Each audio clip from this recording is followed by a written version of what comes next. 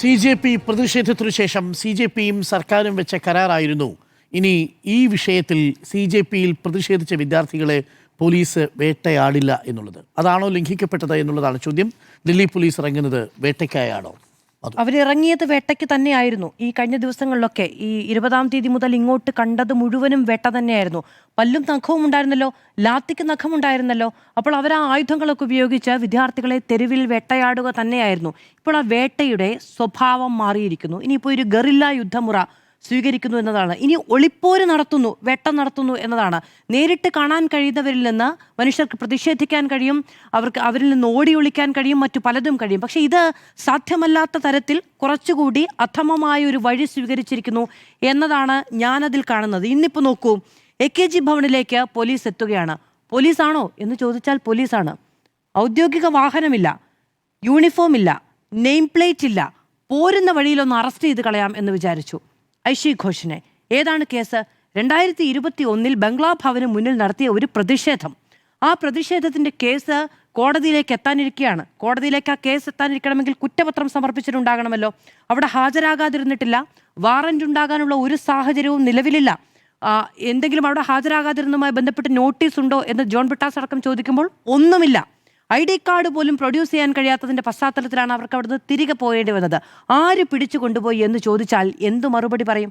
നമ്മൾ കണ്ടല്ലോ, ഈ അവിടെ സോനം വാങ്ചുക്കിനെ അറസ്റ്റ് ചെയ്തുകൊണ്ടുപോയ രീതി തട്ടിക്കൊണ്ടുപോകുന്നതിന് തുല്യമായിരുന്നില്ലേ? അതുകൊണ്ടാണ് ഇന്ന് CPM പറയുന്നത് സോനം വാങ്ചുക്കിനെ തട്ടിക്കൊണ്ടുപോയ രീതിയിൽ തന്നെ തട്ടിക്കൊണ്ടുപോകാനുള്ള ശ്രമമാണ് നടന്നത് എന്നത്.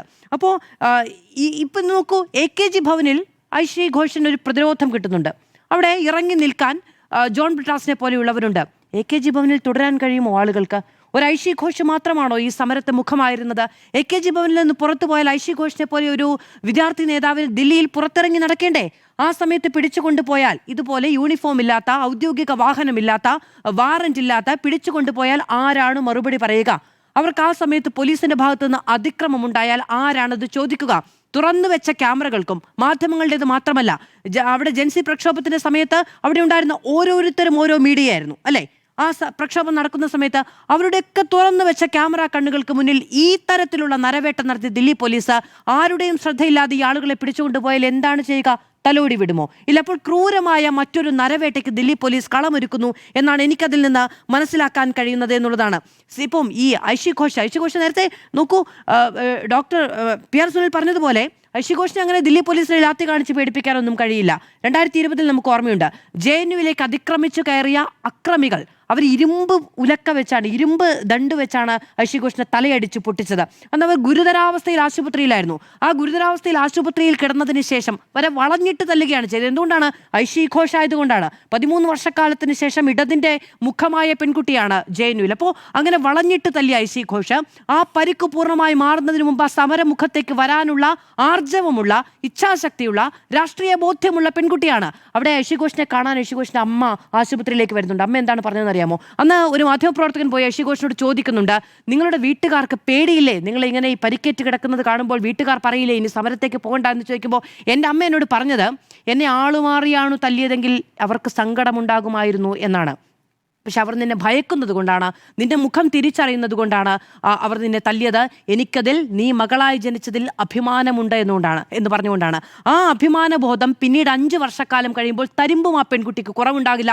അതുകൊണ്ട് ദില്ലി പോലീസ് ലാത്തി കാണിച്ച് പേടിപ്പിക്കാം എന്ന് വിചാരിക്കേണ്ടതുമില്ല എന്ന് തോന്നുന്നു. സുപ്രീം കോടതിയിൽ നിന്ന് നിശ്ചിതമായ വിമർശനമാണ് ദില്ലി പോലീസിനെതിരെയും ഒപ്പം ഈ പോലീസ് അതിക്രമങ്ങൾ, വിവിധ സംസ്ഥാനങ്ങളിലുണ്ടായ പോലീസ് അതിക്രമത്തിനെതിരെ നടത്തിയിരിക്കുന്നത്. എങ്ങനെയാണ് അമിതാധികാര പ്രയോഗം ഉണ്ടാകുന്നത് എന്ന് സുപ്രീം കോടതി ചോദിക്കുന്നു. സുപ്രീം കോടതിയുടെ മേൽനോട്ടത്തിൽ സ്വതന്ത്ര അന്വേഷണത്തിന് കളമൊരുങ്ങുന്ന സാഹചര്യം. എല്ലാ സംസ്ഥാനങ്ങൾക്കും നോട്ടീസ് അയച്ചിട്ടുണ്ട്.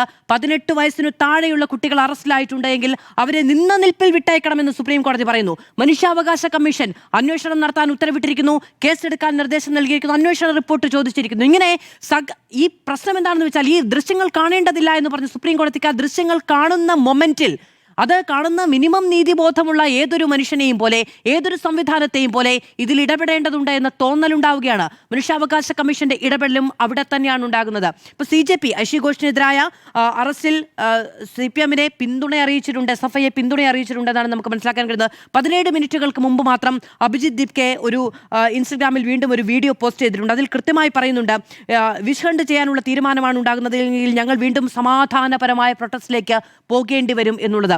ഒരു സമരത്തെ ഇന്നലെ പറഞ്ഞതുപോലെ അതിൻ്റെ ഏറ്റവും ശക്തമായ നിലയിൽ നിന്ന് കള്ളം പറഞ്ഞ് വഞ്ചിച്ചുകൊണ്ട് അതില്ലാതാക്കി ആ സമരക്കാരെ, സമാധാനപൂർവ്വം സമരം ചെയ്ത മനുഷ്യരെ സമാധാനപൂർവ്വം പിരിഞ്ഞു പോകാനുള്ള അവസരമുണ്ടാക്കി കൊടുത്തിട്ട് അവരെ വഞ്ചിക്കുകയാണ് ചെയ്യുന്നത്.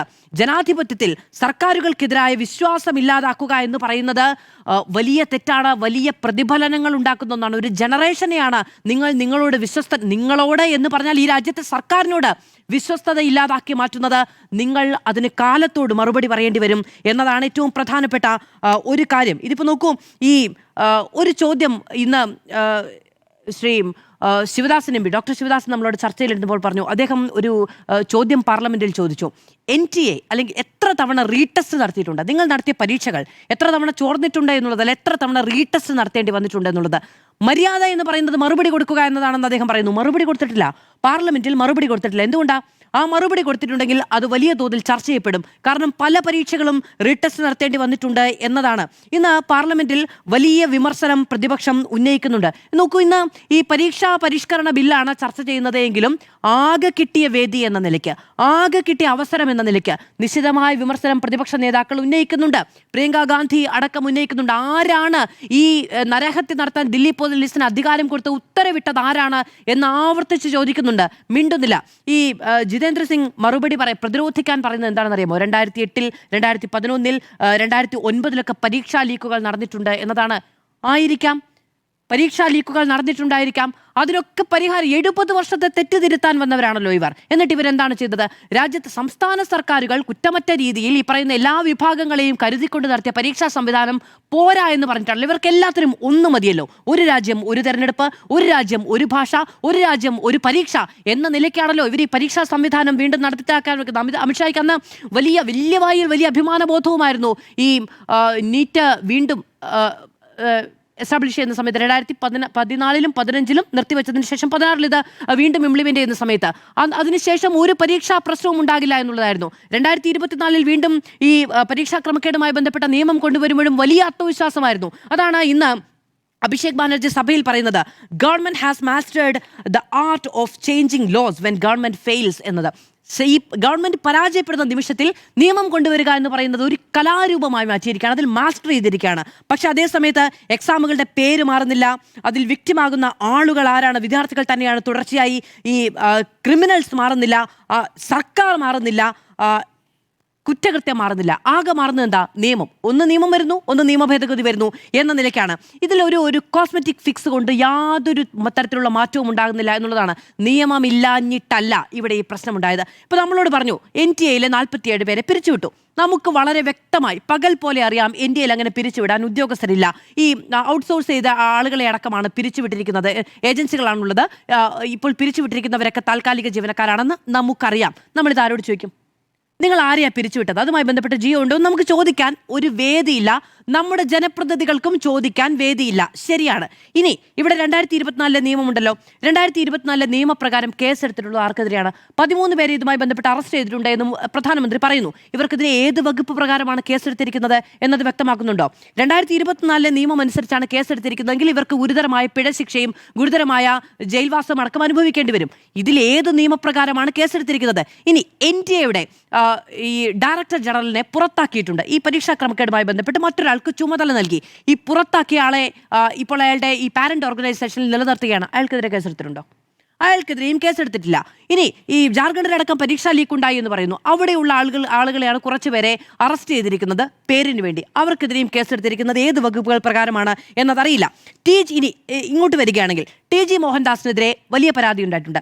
SFIയുടെ ഭാഗത്തു നിന്ന് പരാതി ഉണ്ടായിട്ടുണ്ട്, യൂത്ത് കോൺഗ്രസിന്റെ ഭാഗത്തു നിന്ന് പരാതി ഉണ്ടായിട്ടുണ്ട്. അദ്ദേഹത്തിനെതിരെ കേസെടുത്തിട്ടില്ല എന്ന് മാത്രമല്ല, അന്വേഷിക്കാനാണ് ഇപ്പോൾ ഈ ആഭ്യന്തര മന്ത്രാലയം പറയുന്നത്. അന്വേഷണം നടത്തിയാണ് ഇനി കേസെടുക്കേണ്ടത് എന്നതാണ് വ്യക്തമാകുന്നത്. അപ്പോൾ നോക്കൂ, എന്താണ് TG മോഹൻദാസിന്റെ പ്രിവിലേജ്? നമുക്ക് ആകെ കിട്ടുന്ന ഔദ്യോഗിക വിവരം എന്ന് പറയുന്നത് AYF സംസ്ഥാന secretary TT Jismon, SFI Thiruvananthapuram ജില്ലാ secretary MA Nandan, youth Congress സംസ്ഥാന ജനറൽ സെക്രട്ടറി VP ദുൽഫിക്കർ എന്നിവർ നൽകിയ പരാതി അന്വേഷിക്കാൻ സൈബർ സെൽ IG P പ്രകാശിനെ ചുമതലപ്പെടുത്തിയിരിക്കുന്നു എന്നതാണ്. പക്ഷേ അതേ സമയത്ത് തന്നെ ഇപ്പം ജാൻമണി എന്ന് പറയുന്ന മേക്കപ്പ് ആർട്ടിസ്റ്റ്, അവർക്കെതിരെ നവ്യ ഹരിദാസ് പരാതി നൽകി. ആ പരാതിയിൽ ഒന്ന് ഉച്ചയ്ക്ക് കേസെടുത്തു.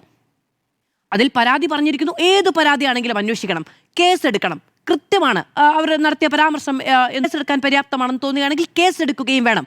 പക്ഷെ അങ്ങനെയാണെങ്കിൽ TG മോഹൻദാസിനെതിരെ കേസെടുക്കണ്ടേ? പരാതിയുണ്ടല്ലോ, 3 പരാതിയുണ്ട് നമ്മുടെ അറിവിൽ. ഈ 3 പരാതിയിലും കേസെടുത്തില്ല. എന്താണ് TG മോഹൻദാസിന്റെ പ്രിവിലേജ്? അന്വേഷണം നടത്തി മാത്രം കേസെടുക്കുക എന്ന് പറയുന്നത് എന്ന പ്രിവിലേജ് എന്താണ്? RSS തള്ളി പറഞ്ഞിട്ടുണ്ട്. RSSന്റെ ഒരു ചുമതലയും വഹിക്കുന്നില്ല എന്ന് RSS തള്ളി പറഞ്ഞിട്ടുണ്ട്. ഈ അഭിപ്രായം RSSന്റേതല്ല എന്നും പറയുന്നുണ്ട്. അപ്പോൾ അതിനേക്കാൾ വലിയ എന്ത് പ്രശ്നമാണ് TG മോഹൻദാസിനെതിരെ കേസെടുക്കാനുള്ളത് എന്നതറിയില്ല. അവിടെ ഒരു ഇരട്ടത്താപ്പാണ് ഞാൻ പറയുന്നത്. ഒരു പരാതി വരുന്നു, കേസെടുക്കുന്നു. 3 പരാതി വരുന്നു, കേസെടുക്കുന്നില്ല. ഇങ്ങനെയുള്ള സംവിധാനമാണ് ഉണ്ടാകുന്നത്. ഇനി സുപ്രീം കോടതി ഈ കേസെടുത്തിരിക്കുന്ന സംസ്ഥാനങ്ങൾക്കെല്ലാം നോട്ടീസ് കൊടുത്തിട്ടുണ്ട്, കേരളത്തിനും നോട്ടീസ് കൊടുത്തിട്ടുണ്ട്. വിവിധ സംസ്ഥാനങ്ങളിൽ കേസുകൾ പിൻവലിക്കാനുള്ള നടപടിക്രമങ്ങളായിട്ടുണ്ട്. ഇവിടെയും നടപടിക്രമങ്ങളായിട്ടുണ്ടോ എന്നത് വിശദീകരിക്കണം. കാരണം നിയമം ലംഘിച്ചാണ് പാർലമെന്റിൽ അതിന് മുന്നിലേക്ക് പ്രതിഷേധം നടന്നത്.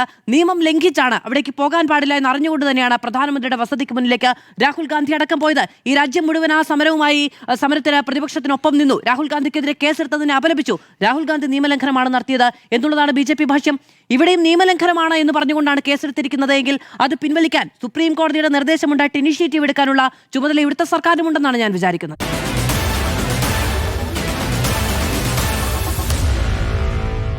Meet the editors.